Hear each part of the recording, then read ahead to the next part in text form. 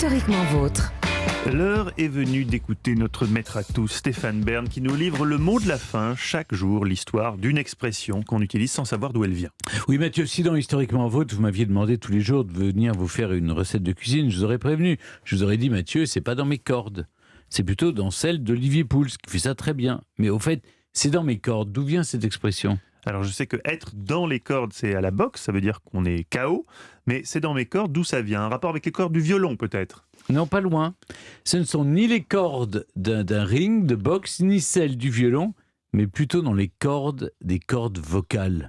Au XIXe siècle, pour s'assurer qu'un morceau de musique était interprétable par un chanteur, on se demandait si la partition était dans les cordes de l'artiste, pour savoir s'il était capable de l'interpréter.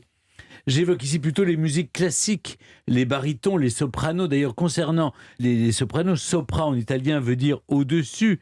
Ça ne veut pas dire que ce chanteur a plus de talent, juste que la tessiture est au-dessus des altos, par exemple. En 1832, on trouve dans le dictionnaire de l'Académie française le mot corde comme étant synonyme de note de musique. Aujourd'hui, on imagine très bien Maître Gims chanter du Carla Bruni ou Christophe Willem reprendre du Johnny. Ça sera plus une question de ressenti que de pure technique. Tous les répertoires semblent être dans les cordes de tous les interprètes. Mais c'est vrai que pour une Nathalie Dessay, par exemple, qui est une de nos grandes chanteuses, non, elle fait du théâtre, mais elle est une grande chanteuse d'opéra, on lui disait qu'elle chantait en dehors de ses cordes vocales, puisqu'elle forçait un peu pour... Il y a des rôles qui ne sont pas dans les cordes des mezzo-sopranos ou des sopranos. En Espagne, comme en France d'ailleurs, on dit être à la portée. Encore une notion musicale, la portée de note.